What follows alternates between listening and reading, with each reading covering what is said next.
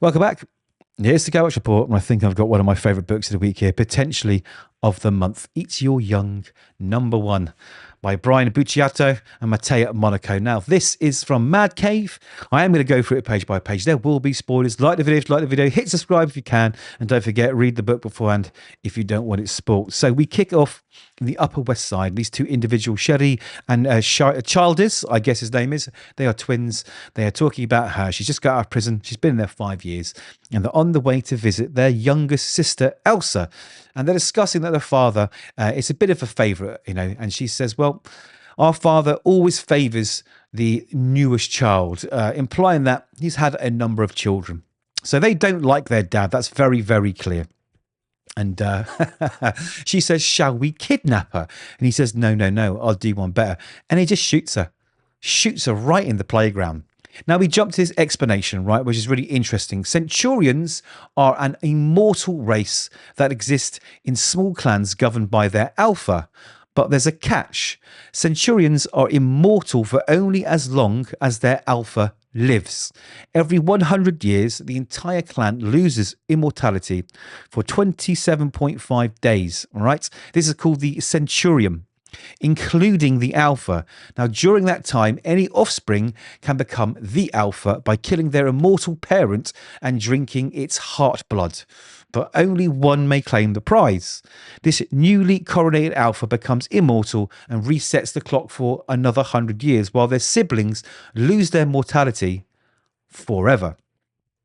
This makes the Centurion a zero-sum game for the entire clan.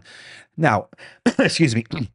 We are introduced to Edmund Irons, the alpha, the father of all these children, and his current wife, Talia Irons. And he's grown a bit weary. He's grown a bit weary of the 2,000 years that he's been around, fighting off these children, trying to claim his immortality and the throne to the Irons empire, let's just say. He's decided that to stop the fighting, to stop his children from killing each other too, he's going to elect a new alpha himself and allow himself to pass. So all the children are being asked to attend a dinner. So over the next few pages, we start meeting the children. So we've got Daniel, Alexander. Of course, they're from all different ages. He was a Cold War spy. This is the golden one. We get Antonia the fighter, Percival the righteous, Trajan the addict. We get all of these very, very different children, of course, all from different mothers over the last 2,000 years, the ones that have survived, obviously.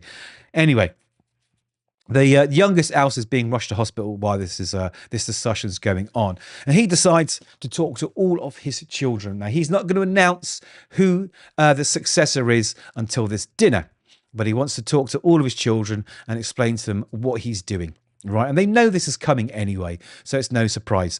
A couple of them are like, no, I don't accept it. As soon as the clock strikes midnight, when you become mortal, well, we all become mortal, I'm going to kill you, right? Because the clan's mine. I want it. I'm going to be the alpha. And we meet one here that absolutely, categorically, Antonia won't accept any rights to succession. She is going to kill her father and take over. She gives him a little kiss because it's really strange because it's their culture. It's their sort of customs. So there's no animosity between the two of them. He fully expects it. He doesn't take it badly because he's been around 2,000 years. He knows how this works. She knows how it's worked. So there's no love lost. So some of the children, he explains that they're not going to be the one named as the successor to the alpha, and they take it the way they take it. You can feel all these children have very differing relationships with their father. He's been absent for some, I take it. Some he loves, some he doesn't. Some of them love him, some of them don't. And it's really, really interesting.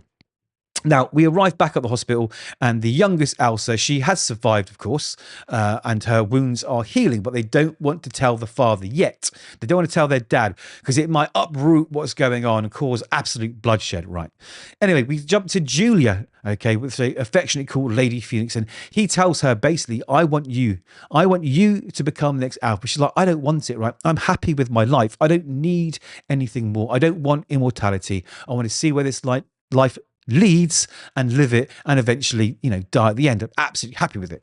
Now that call is interrupted by this brute here, Kerr, the monster, right? And he's like, save yourself, the shame, challenge me or coronate me right now. And he's like, no, this isn't going to happen. And he said, well, listen, in that case, like some of the others, I'll take it. When we all become mortal for those 27.5 days, I'm going to kill you.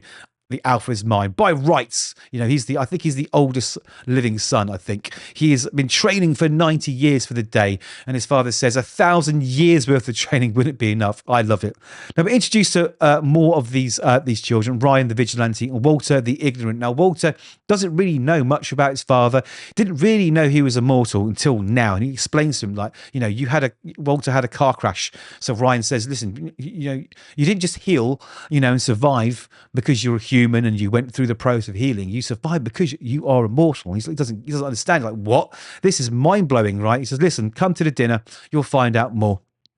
So, what he doesn't know also until now is that if you want to become immortal, you have to kill the father and drink the blood from his heart. And he's like, sorry, what? He's like, this is just crazy. How many brothers and sisters do I have? And I think at the moment, there's like at least 30 around. Anyway, the time comes for the dinner, and we are introduced to a lot more. We've got Jack the punk rocker, Martin the tech giant, Mikhail the Russian operative, you know, showing that his father has traveled the world, had children all over the place. So this is like a global family. Bernard the author, Isabella the cop, Kyle the zombie, then the weird seven. They're strange ones. You can see them sitting there. They're all a bit strange. So the golden child comes out and we get a little introduction, and I will read that. It says, Edmund Irons, descended from an 8,000-year-old nomadic tribe of the fierce warriors the world has ever known, the alpha of our clan for over 2,000 years, conqueror of 24 centuriums, right? So he's actually killed, at the very least, 24 children or 24 sets of children that have challenged him. And he says he repelled hundreds of claims to his immortal legacy. Anyway, the infighting kind of begins. You know, some of them say that they should be the person that takes over. Some of them say that they're going to kill their father. But he is wondering where Elsa is, and he demands to know. And he finds out that she has been shot by two of his other children.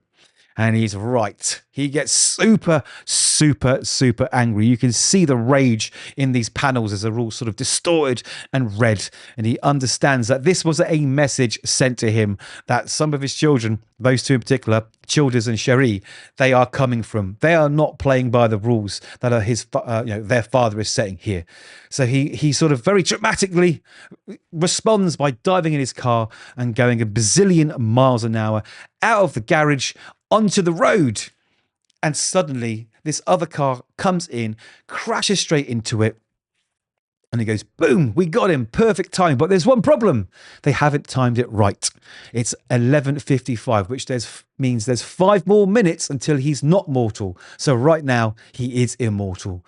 And bear in mind, he spent the last 2,000 years fighting. So he is going to destroy them, I think. He is absolutely going to cut them up for shooting his favorite child. So what a surprise. This book really, really picked me up, shook me around, and got me excited. Every single page, I was excited for the next. The dialogue is really, really sharp. You know, it's not just good dialogue, right? It suits every single character. Every single character has their own voice. The art is beautiful. The characters are brilliant. The story's fantastic. The premise is just as good.